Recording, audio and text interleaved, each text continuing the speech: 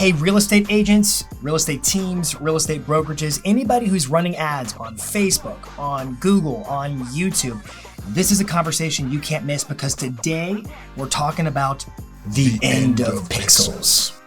Sort of.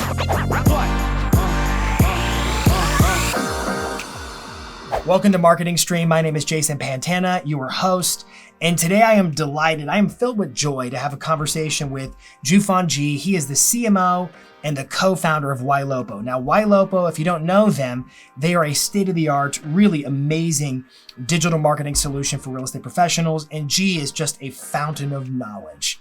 And today we're gonna need it because we're talking about internet privacy changes and how it really affects your bottom line as a digital marketer in your business. And I'm talking predominantly to real estate agents, but this conversation really can go far beyond that because it's just what's going on in terms of internet privacy changes happening at the big level, at the main scale on Facebook, on Google, on YouTube, and everywhere. Now, in this conversation, we're gonna talk about really what's behind all of this. And the answer is, it's the law that's behind all of this.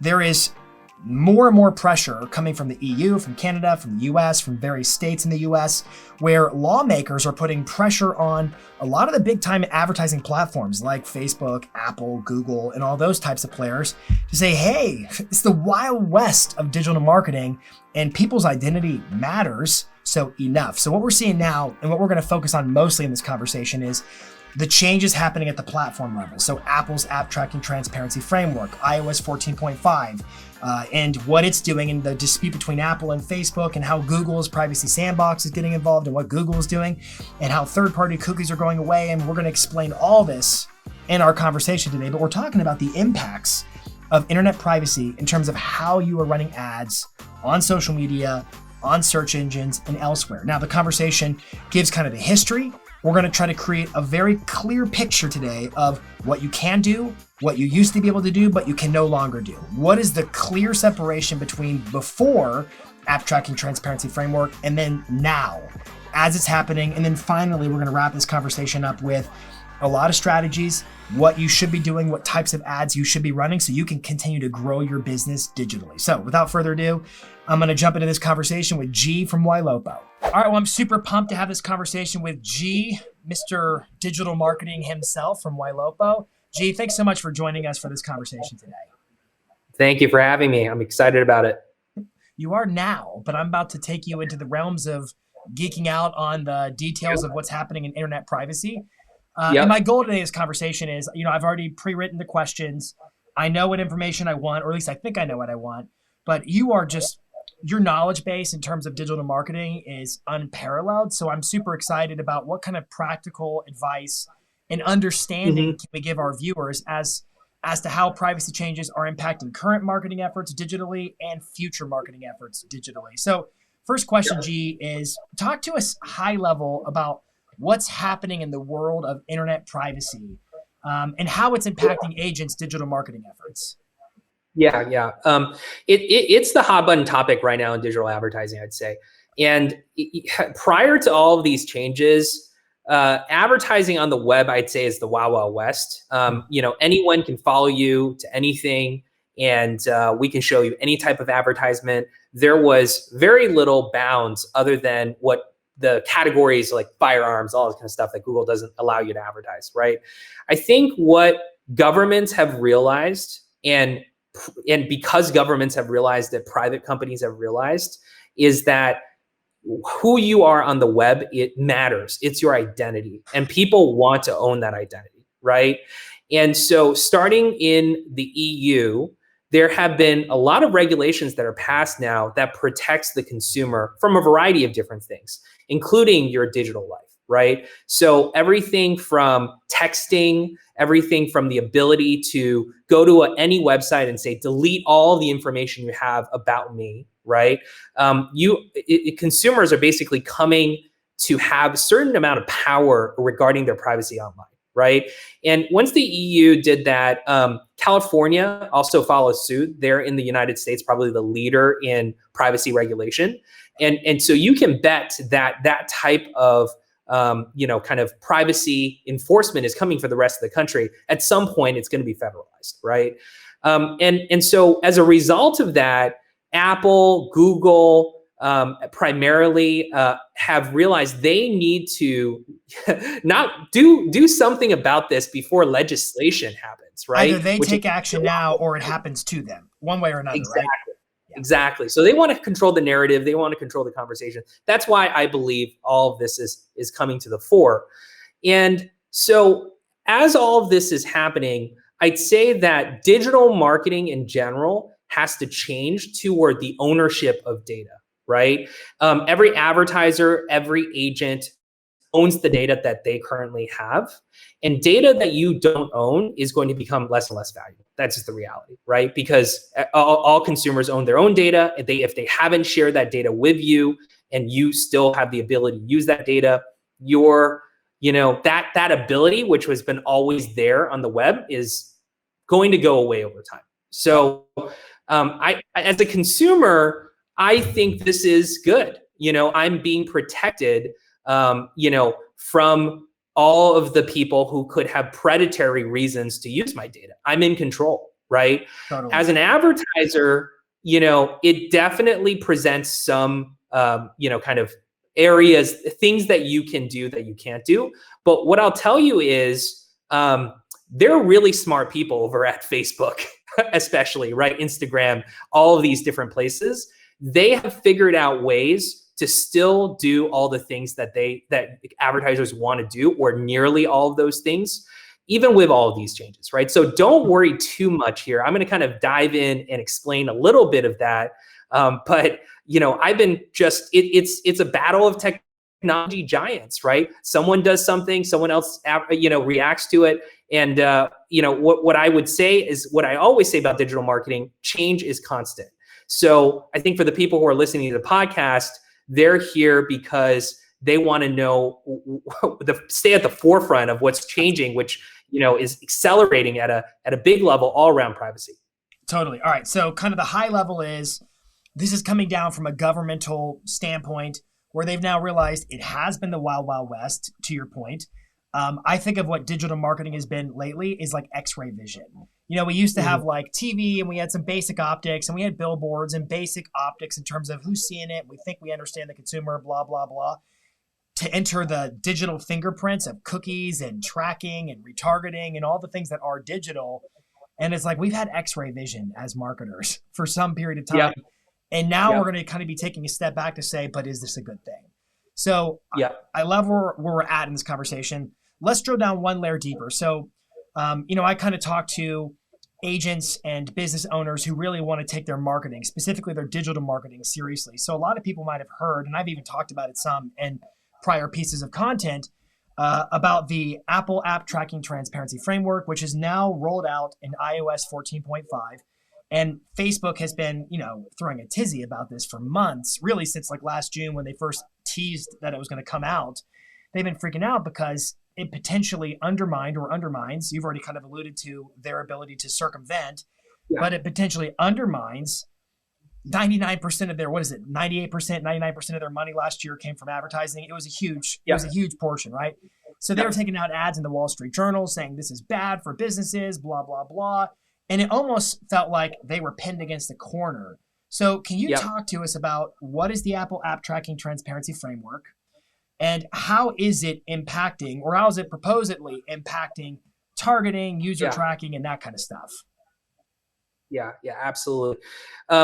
So you're totally right. It felt like a PR war out there, right? Okay. Apple one side, Facebook to the other. I mean, first thing I'll say is this doesn't just impact Facebook, it impacts all of apps in general. And there are a lot of people who are going to be more hurt by this, that are outside of Facebook, right? Who depend on advertising dollars. So, in many ways, I think Facebook is going to be fine. I mean, if you look at their stock, it hasn't moved. There's a reason for that, right? People still believe in the model. They're going to make their money.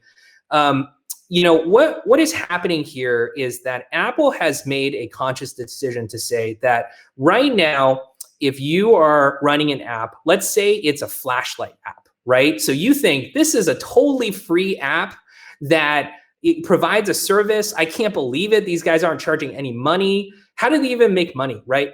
they make money by advertising to you and selling your data to other people, right? And the reason for that is because once you download the app is allowed to, if you give it permission, which most people press that allow button, they don't care, right?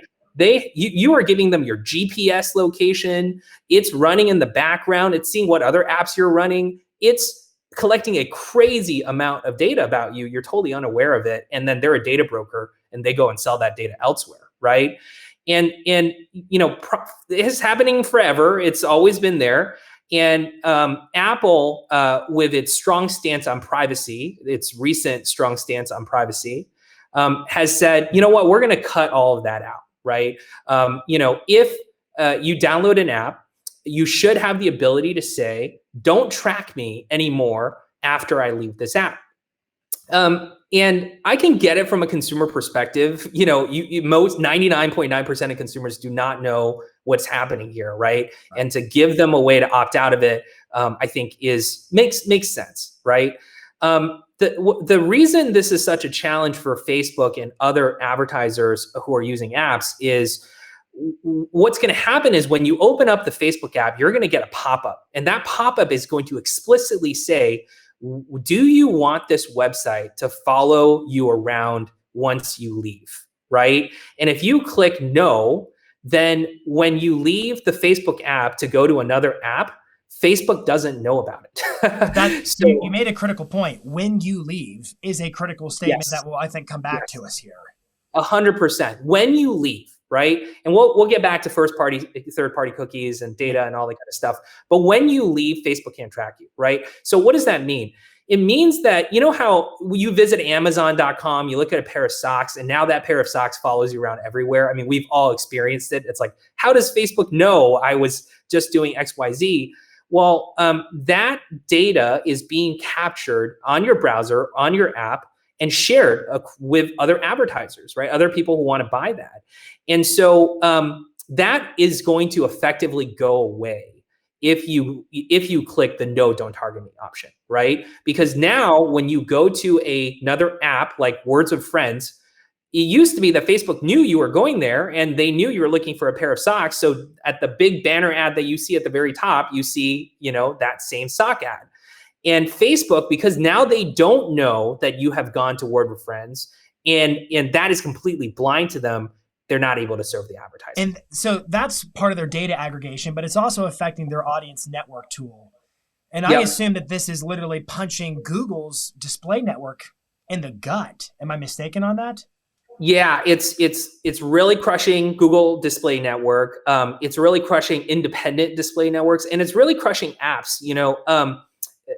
For most free apps, they depend on advertising, right? And what's happening now is they used to have laser pinpoint advertising because every ad is personalized to you. Now they only have the ability to show you general ads for like Target or Walmart or wherever, right? So that, inventory is obviously a lot cheaper, than someone who's laser targeting you, right? And so they're losing money hand over fist as a result of this as well. So it's really hurting that ecosystem. Because as an advertiser, I've now lost the ability to we're talking about retargeting at this point. Yeah. In a lot of my videos, I've talked about just general targeting of a geographic area with display network ads. Not really what I'm describing here so much. Yeah. Really, we're describing you saw a pair of socks on Amazon. It's Facebook's audience network, Google Display Network. Those are the big display pop-up banner ad services. There are some other ones.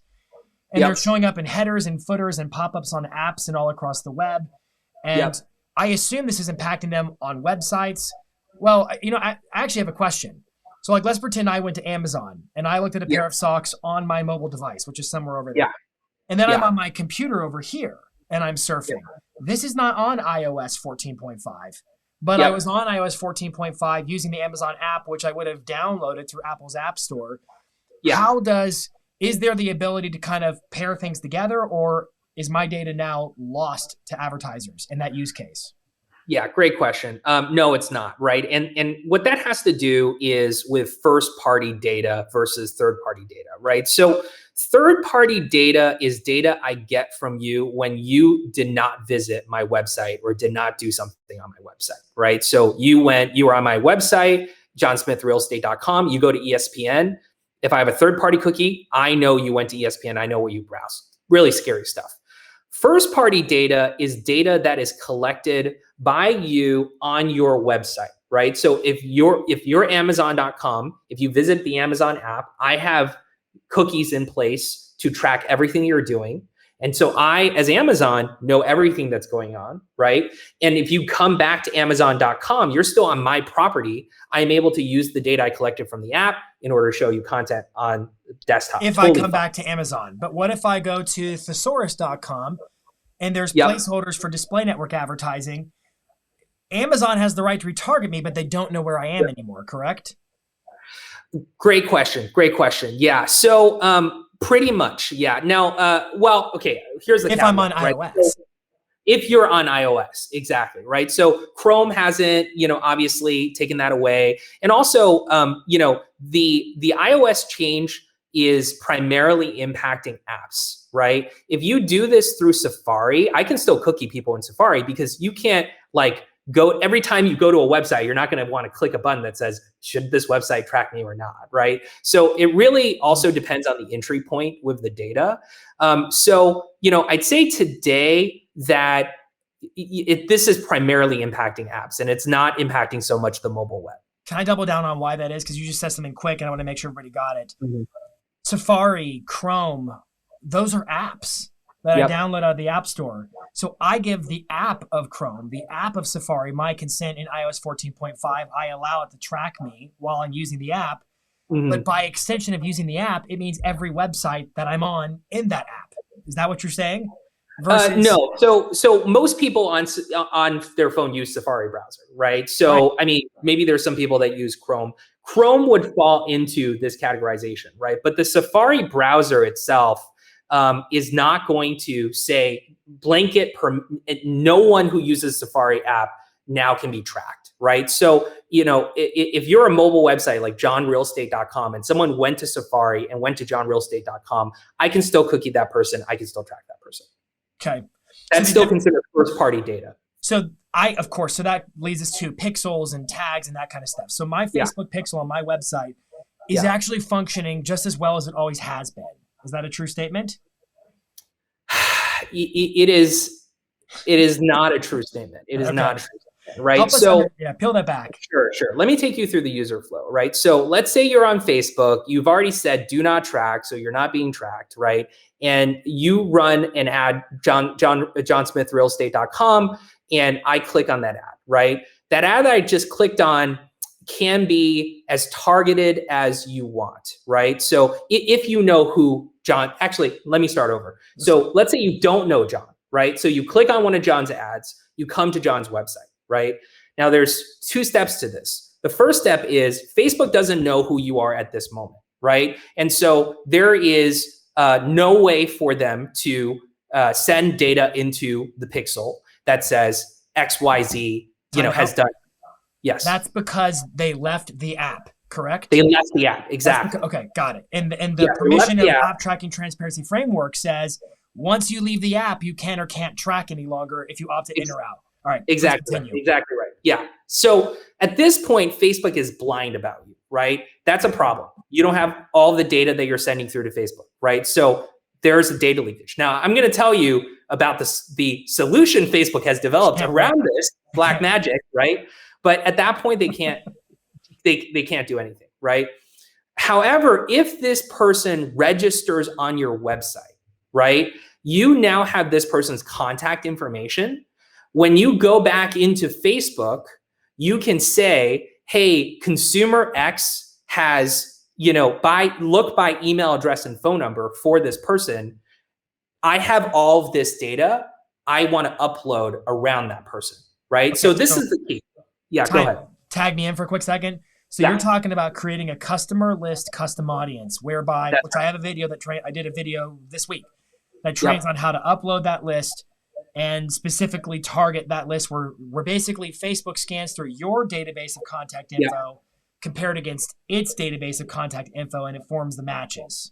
All right, yes, 100%. Yeah. And what Facebook has done is it has gone really deep on offline conversion data, right? So it's not just on the Facebook side, I send them, John Smith email address and phone number.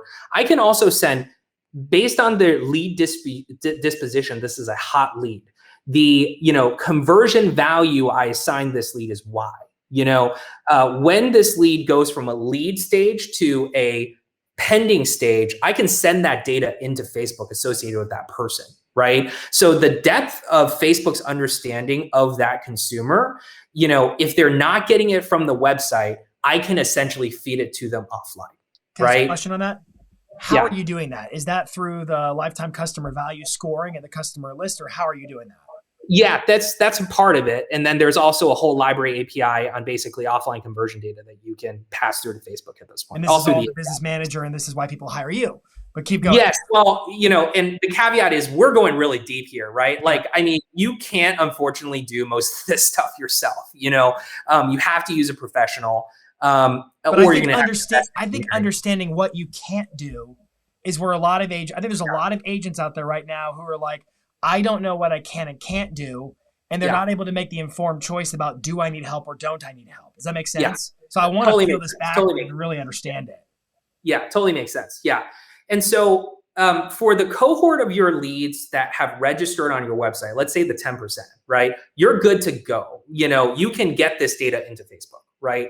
For the cohort of leads that, have come to your website but have not registered, right? There's two things. The first thing is, and again, this is black magic. I do not know how this happens, right? But Facebook's argument is that I can store that data offline and upload it to them with just essentially like, hashed data on, different things. I don't even understand. Honestly, the engineer had to explain it to me. That allows us to target a certain segment of the people who have never registered, but still came to our website. That's one, right? So they're basically, I'm sorry, I'm going to ask you to try to explain the thing that they had to explain to you a little bit more. So it sounds like they're basically finding a loophole in the app tracking transparency framework. I don't want to put words in I'm not trying to say Facebook. Yeah. I would say so. Now, they have told me it does not work for all traffic, right? Maybe it's, MAC address, maybe it's, some combination of MAC address and IP address. I don't, it's something that allows them to have a match of some sort. There was some other, I forget what it's called, the SDK network or something like that. I've heard, or they theorized about reverting to that when they couldn't use the mobile advertising ID on the device any longer. I know we're just kind of splitting hairs on something that's, it's like trying to break atoms apart right now. Yeah.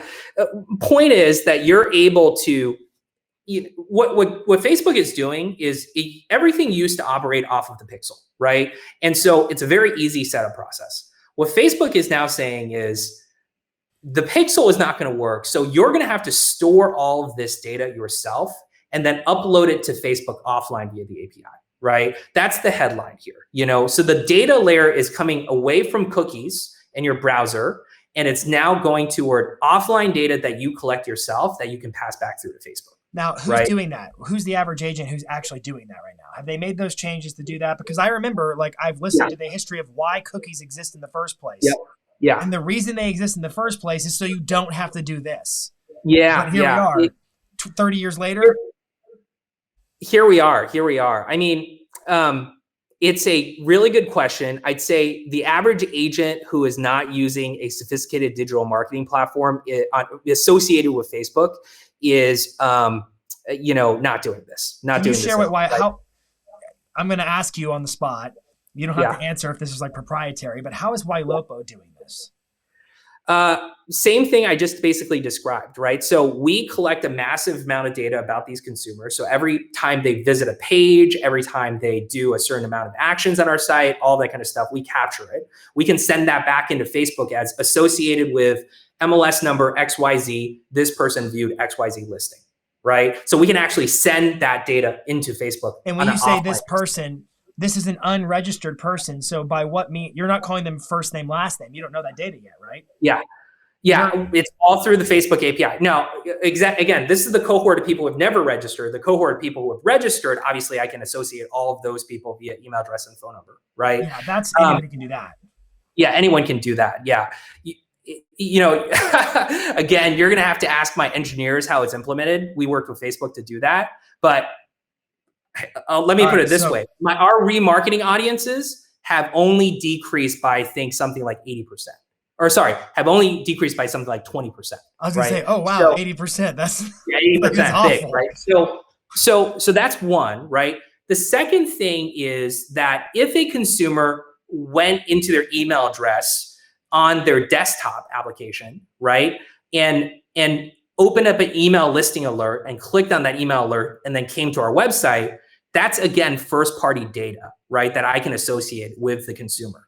And so I am then able to take all of that data and then remarket to those people as well in the Facebook environment, right? So it's there's a couple of different ways to get that data into Facebook, but to your point, it's guerrilla warfare at this point, right? It's not as clean as, you know, the pixel tracking methodology that has been in place. All right, so let me just kind of go back and go high level, and I do want to just tease you. I want to ask you about their changing from a 28-day attribution window to a 7-day to see if that has any connection here, if it's relevant to us. But here's the big picture. I'm asking the question about pixels. We're talking about really iOS 14.5 and the app tracking transparency framework.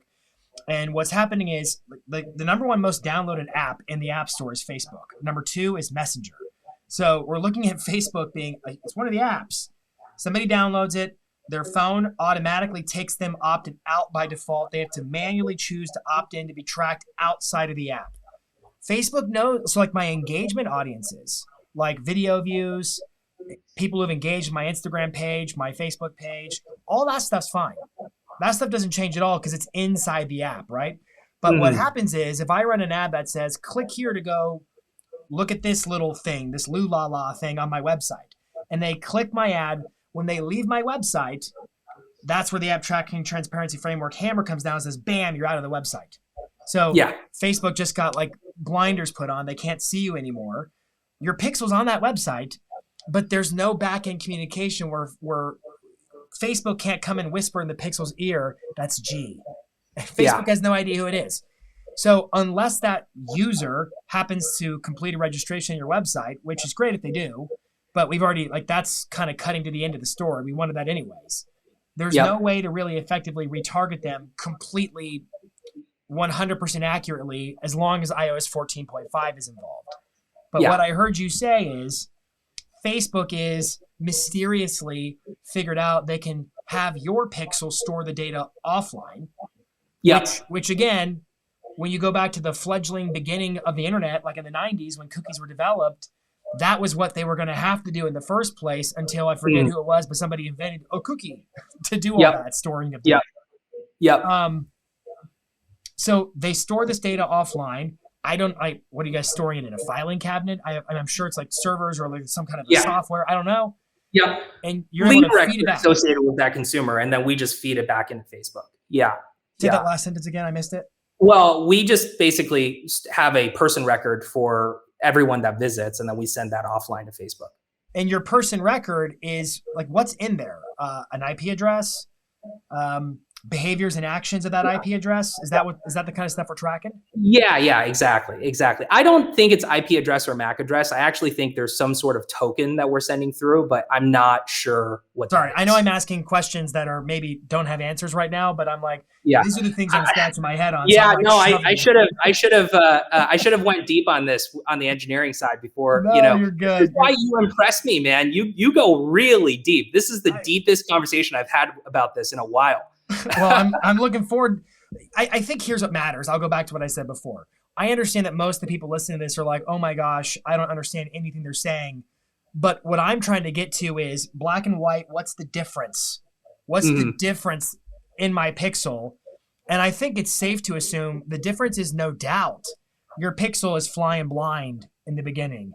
There's no way around that. Now, how much of the activity on my website is really iOS 14.5 versus how much isn't? I don't know. But I think what we can assume is pixel retargeting is not, I don't want to say dead, but it's certainly been damaged, although you're getting away with 80%. So why do you think that is, that you're able to keep it together so well? Well, right now, iOS 14 is still pretty low penetration, right? The other thing is, and the thing is, no one has come out with data yet. I'm really curious about this, of how many people click the do not allow. Facebook basically came out and said they believe it would be something like 50%. But, for most consumers, like if you go to a newspaper website, there's a pop-up that says allow all cookies, right? And you can say yes or no. Most people allow all cookies, right? Simply because the banner's annoying and I want to move it out of the way. So I click OK. Exactly. So if only, let's say not 50%, but 30% of people remain on track, right? Then you've got the people who aren't using that version. Then you've got the people who are desktop users and come back on the site. Then you've got the registration people. So, there's still a lot of different buffers that you can build, to kind of add up to that number. But at the same time, I'd say one, every version of iOS going forward is going to have this concept, right? Google is eliminating cookies as well from Chrome in 2022, right? So, there is this shift in general. They're removing third-party cookies. Third-party cookies. Yeah. In 2022, right? So there's this shift away from using cookies anyways, right? There's a lot of, and again, this is like guerrilla warfare stuff, right? I'd say advertisers like us, what we're starting to do is look for data associated with, like hard identity, kind of data points, right? Like email address or phone number. First party right? data. So first party email address. Yeah. So we and other brokers out there are going out and finding associated with an email address, here's all of this information, right? And it's PII protected. I won't say which companies we work with, right? But what we're able to do is go in the aggregate and buy, target homeowners as a custom audience, because it's all using email address and phone number data, who are veterans or who are homeowners between, trading up, trading down, luxury product buyers, right? And all of that data is first party data that's collected by the original, publisher, right? And then in their terms of service, they say, we're able to share this data, to other providers, and then aggregators go and buy all of that data and then share with us, right? Sidebar, this is probably a naive question, and I don't want to I want to keep your thought going, but okay, so in the App Store with Apple, the pop-up basically says, do you want to let this app follow you once you leave the app? Yes or no? Yeah. What's the difference? Because if I have terms of service, like let's say I'm on a website on Chrome or Safari or wherever I'm on this website, and it's little, do you want to accept cookies? Do you agree to our terms? Okay, yes, I agree to them. I may also be agreeing to the use of you selling off my data in the end, right? What would stop an app from making that same, like, hey, by using our app, you agree to let us sell the data? Or did Apple just absolutely say we don't allow that, period? Yeah, they basically said they won't allow that. So Facebook wanted to present a screen before the, kind of pop up to explain why you should accept their tracking, right? And Facebook or Google or Apple basically nixed that. So there's no way to get ahead of that button. Do you foresee? So I think what y'all are doing is clever. It sounds like you're basically skip tracing data in some respects, where you've got primary contact info. You're able to scrub that list against other databases. And it does it in probably in a anonymized, hashed kind of way. But it's able to basically create matches of, oh, that's Jason Pantana. His number is blank. His email address is blank. He matches somebody over here who's looking at buying a Tesla or something like that. Is that pretty much what's happening? That's exactly what's happening. Yeah. And so, how long do you think that continues? Do you think that's, I know I'm asking you to speculate, but I'm like, I know Google's rolling out their privacy sandbox, just like Apple and Google. I think you said this up perfectly in the beginning. Law was coming down from countries to say this has to change. And now Facebook, well, really not Facebook, but Google and Apple are trying to get out ahead of it and say, we want to do this. We want to make these changes. I'm putting words in their mouths. I'm sorry. Don't sue me.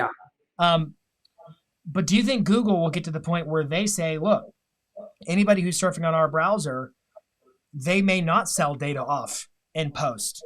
It's first party data only. Yeah. It's very possible. It's very possible. Right? Well, in the meantime, Yeah. First off, like, marketing is reacting to what is happening, in Right. with the giants, but also consumers, right? And so there is always a way, kind of to continue advertising effectively, right? Well, So, as an example, when the fair housing special ads agreement, category. special ads category, when that came out, the assumption was this is going to wreak havoc from an advertising perspective, right? Now, one, I can get that data still from national data brokers, which is what we just talked about, right? Yep. But the average agent cannot do that, right? But what happened was, because there was less targeting in the category, the cost per 1,000 impressions, CPM, dropped. So your cost to target the same people became cheaper, right? So instead of generating a $5 lead with XYZ targeting, you're now generating a $3 lead, right? So if you have the right lead nurture processes to filter out those leads, you basically probably ended up with the same ROI or better because of that change than before that change, right? It's funny. So there's always a way. I was listening to a talk this week from an agent who's one of your customers.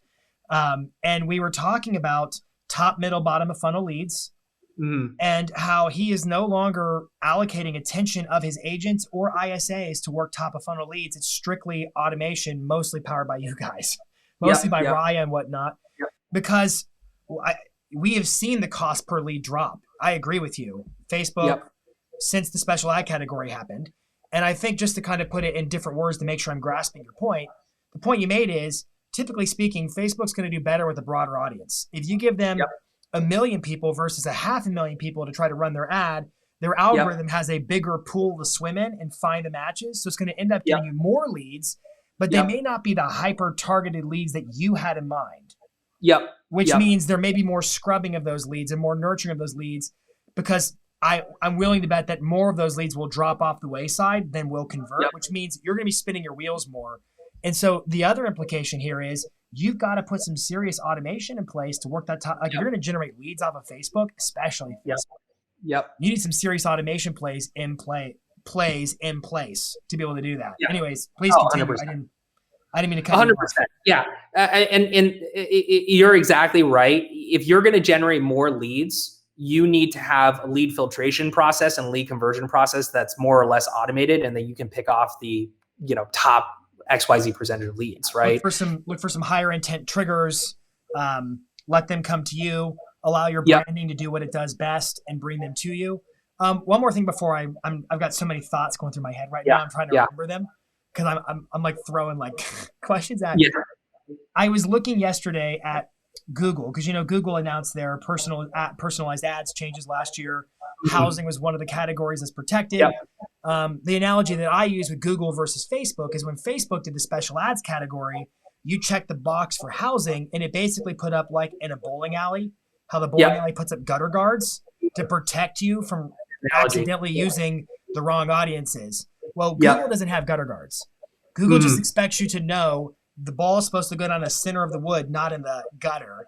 And I was reading through what can't you do yesterday. I was sending it to my clients. It's in their support documentation at Google. But they talk about, you can target, for instance, under housing, you can target income level. You can target whether or not they're homeowners. You can do custom intent audiences and interest-based audiences called affinity audiences. And there's all these things. And I'm like, how much of that data lasts? I mean, if we keep seeing privacy move, and I'm somewhat speculating, and maybe this isn't that useful, but it's like, I don't know. I'm thinking out loud, which is not really good to do on a recorded video, but I'm thinking out loud with you right now about just the impacts of more and more privacy updates, less willingness to allow for third-party cookies, and then by extension, I suspect, hey, we're not okay selling data off and mix matching it offline at some point in time, which is what people are doing now, right? Yeah. It's a good question. I can't read the tea leaves, but I'll give you some data points. So once all this cookie stuff goes away, third party, right? The way this is going to be done is using offline data associated with PII, email address and phone number, right? And in the United States, it's scary how much data I can buy about you just based on your email address and phone number. I can get your age, your profession, where you live, the address of your home, when I drive. You're a luxury buyer, just a crazy amount of data, right? In Canada, you can't do that. The Canadian laws make it very, very difficult. You have to opt in to provide that content, right? So this whole concept of what we're talking about is going to work way less effectively in Canada than the US, right? So if the US adopted rules like Canadian privacy rules, there is probably even less targeting that you can do, right? I think Google is better positioned than Facebook to figure this out. Keyword Because it's keyword targeted, right? So you can do demographic targeting, I guess, but at the end of the day, someone looking for homes for sale in Santa Monica probably looking for a pricier home than homes for sale in Omaha, Nebraska, right? So that really helps them. On the Facebook side, the argument that I believe Facebook would make is that our CPM is just going to get cheaper, right? So your money's going to go further. You're going to have less targeting for sure, but we have people who use Facebook 10 to 20 times a day, and you want to reach those people. And so we're going to have your cost per click, or your click-through rate might decrease on the advertisements you're doing, but your CPM is also going to decrease. So your click-through rate is going to, your cost per click is going to maintain, right? Again, inside baseball stuff, So as an example, if I were running a national ad for Target, my CPM may be like $2, something ridiculously cheap, right? But if I'm running an ad for, I don't know, only military veterans, between XYZ age, my CPM might be $50, right? So there's a smaller number of people to show the ad to. Exactly. And just for people watching, CPM stands for cost per 1,000 impressions. M is the Roman numeral for 1,000. That's where that comes from. So basically what he's saying is, hey, look, Facebook's silver lining is, you're right, I can't show your ad to as many targeted people, but I can show it to more people, whether or not they want to see it, and therefore your impressions obviously gets cheaper, but the cost per click or the cost per result, whatever that is, will invariably go down too, because it's a needle in the haystack they're looking for to some degree. That's my analysis. And the theory would be that the right people that you're targeting will click on the ad, right? So if I ran an ad to 100,000 people who are not veterans, but my advertising spoke to veterans, you would think that only the 1,000 of them that are actually veterans would click on that ad, right? So that would be the theory. And you're already seeing like some of Facebook's ad campaigns allow you to change when you pay. Like if I choose traffic as an ad objective, I can say I'm only paying for cost per click, link clicks. If I choose views for videos, I can make it for through plays. I'm only paying for through plays. Yeah. Which means there is a way of making Facebook say, put your money where your mouth is. I'm only paying for the result. I don't want to pay for impressions anymore. But most of their advertising, yes, the impressions get cheaper, but they're actually more expensive in the sense that it takes more of them to get to the result I want theoretically. But, 6 one way, half dozen another, I suppose. I think here's my big takeaway in all of this. One, it's not a solid foundation yet.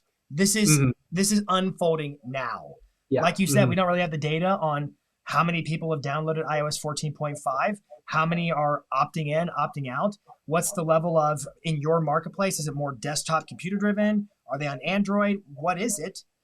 There's a difference between the US and Canada as far as advertising goes, and using primary information to kind of source and skip trace other data pools, which by the way is very clever for you guys to do that. Very well done. I'm impressed by how savvy y'all are. Always have been. I think here's my takeaway. One, your engagement audiences on Facebook aren't changing. Being able to retarget people who watched videos, engage with your content.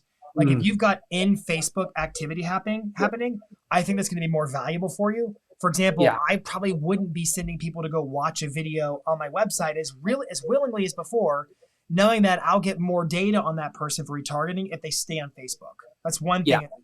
And then their geography, I can still target by their geography because they're giving permission to use the app in the app.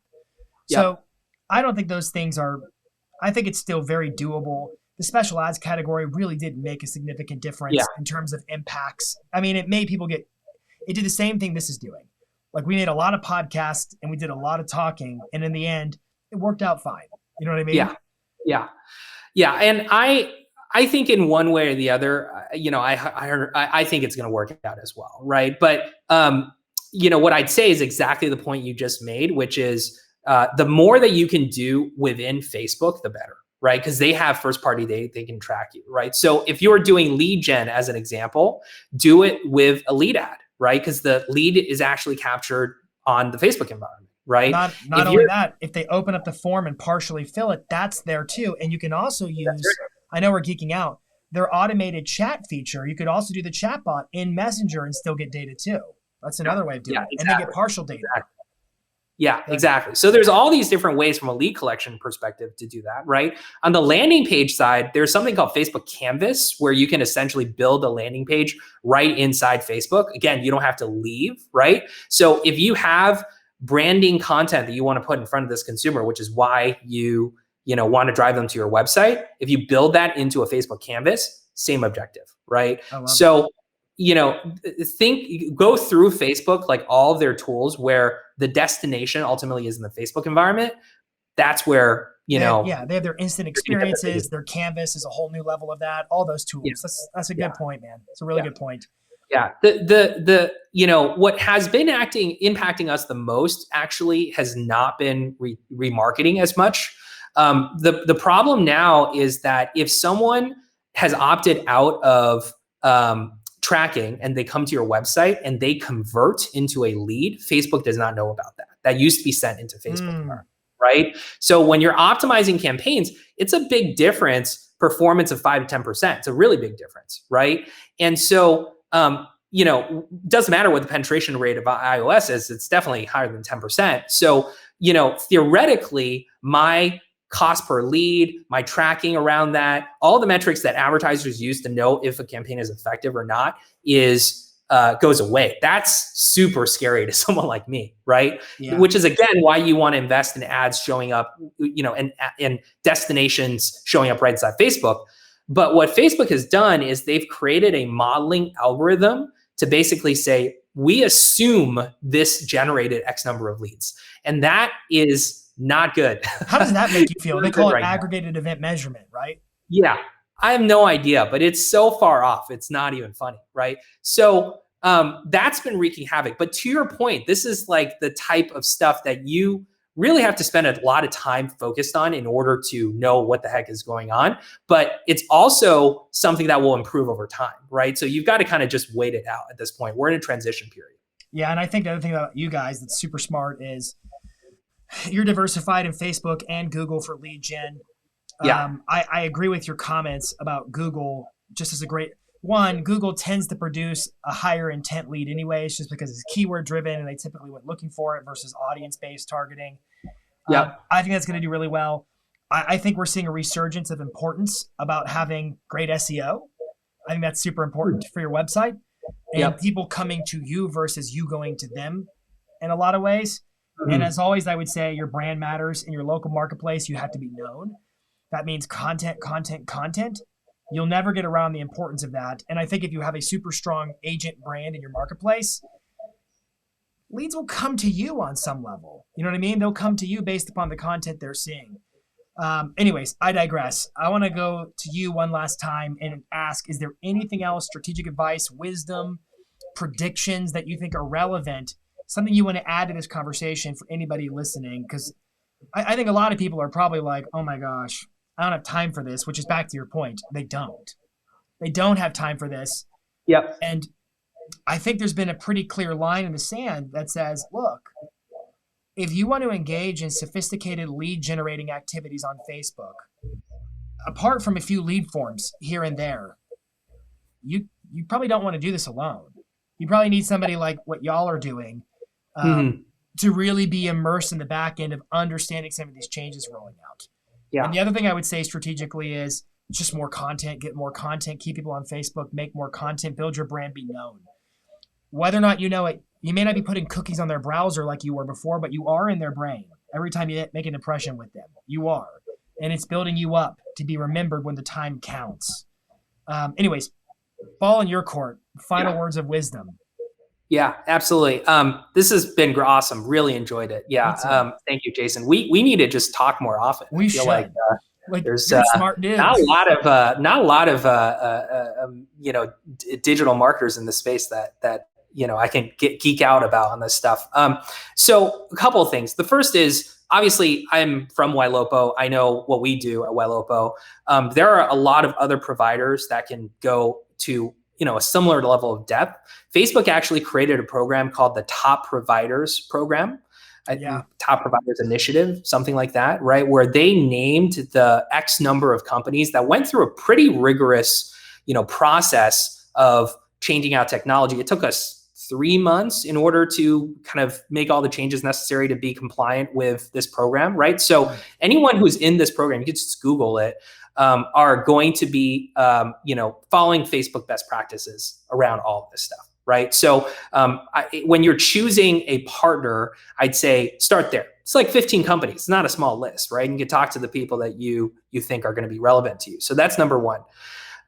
Exactly like you said earlier, Jason, two things. Well, one is when you can use data associated with things that are happening on Facebook, right? That is the most important data that you can have, right? So if you're creating a ton of content and then you can target people with view 25%, 50%, 75%, it's really powerful, with right? Format, right? To generate that way. Yeah. Yeah, exactly. So lead ads as an example, Canvas as an example, there's actually a bunch of tools associated with that, right? And easy ways to create those, by the way. You don't have to necessarily use a professional for that, right? So I'd say that that's the second thing. The third thing is, I think that both Google and Facebook are going to continue creating products that gets closer to the agent and the consumer, right? So here's what I mean. Instead of relying on the advertising model, right? So here's what I mean. On the Google side, Google Local Services ad, probably everyone's heard about it at this point. You search for Los Angeles Realtor, agent shows up, a consumer calls the agent, it's a direct connection, right? So in this situation, Google didn't rely on advertisement. They went straight to the agent themselves and cut out, quote unquote, the middleman, right? Which is the advertisement. On the Facebook side, if you go to Facebook Marketplace, there are for sale and rental properties on there, right? Absolutely. Facebook has gone down the path of figuring out, and they're going to figure out someday how to get listings at scale into their marketplace platform. They are, and I've done a video on it before. That's one of your custom audiences, is to retarget people who messaged you, didn't message you, looked at that listing on Facebook. That's powerful data. Anyways, I'm sorry to interrupt your thought there. Well, yeah, 100%. And right now it's like a guerrilla tactic. Like people who aren't posting on there should absolutely post in there, right? But imagine a world where on Facebook Marketplace, you're actually going to have parametric search of listings, right?